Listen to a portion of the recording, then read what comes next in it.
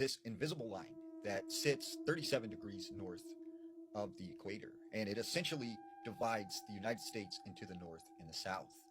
Now, the thing about this imaginary line is the places that it runs through. It is known as the Haunted Highway because this line goes through Area 51, right? It goes through Roswell. It goes through the Four Corners region, which has been synonymous with skinwalker sightings. It cuts through the Ozarks, right, which is an epicenter for paranormal activity. It goes through Monmouth Cave, right, which is known to possibly be this subterranean city that exists in these caves that span thousands of miles. Now, it also cuts through the heart of the Appalachia and into Washington, D.C.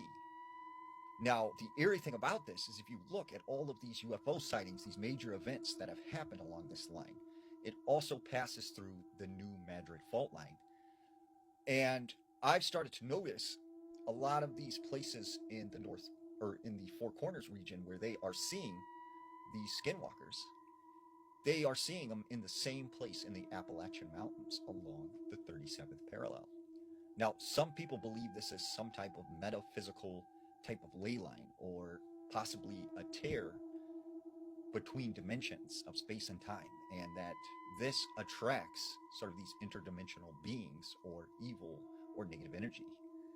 Now, this is a story that I heard that takes place along the 37th parallel. There was this man named Chuck.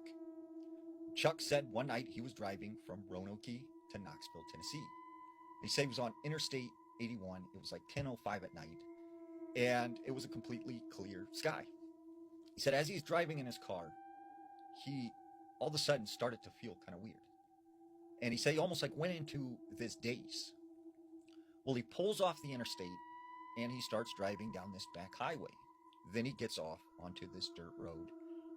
And eventually he finds himself in the middle of the woods driving down this dirt road high up in the Appalachian Mountains. And he starts to think, like, what is going on? Like, how did I end up here? Like, what made me get off the interstate and drive out into the middle of the woods? So he stops his car and he finally gets a hold of himself. And he's like, all right, how do I get out of here? Like, where do I need to go to get back on the interstate? As he's sitting outside of the car, he notices it's completely quiet. There's no bugs, insects, no sounds of the summer, like nothing. It is quiet. When all of a sudden he hears doo doo doo doo doo doo doo, like this music, and it was coming from the woods. And it was just very soft and very faint, but he could hear it. And he's like, there is nothing around here. Like, where is that music coming from? And that's when he felt like there was a presence in front of him. And he said it felt very large. It felt evil and it felt menacing. He could not see it. He couldn't see anything but the woods, but he could feel something was standing behind the car next to him.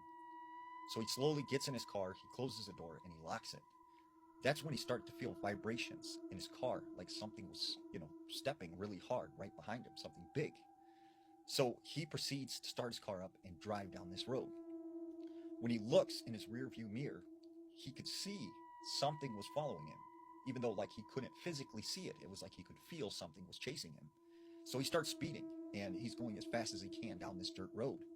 That's when all of a sudden his radio turns on by itself and it starts playing the same song that he hears out in the woods. So he's freaking out now, like, I need to get off this road, like something's going on. He tries turning off the radio, the music won't stop playing. And that's when he looks in his rearview mirror again, and he could see the outline of something very large, probably 9 to 10 feet tall, moving behind his vehicle. And he said the next thing he knew, he looked forward, and he found himself 90 miles away, now in Knoxville, Tennessee, about 5 blocks away from his home, sitting in his car. And he still to this day has no idea what happened to him outside of the fact he was driving on the 37th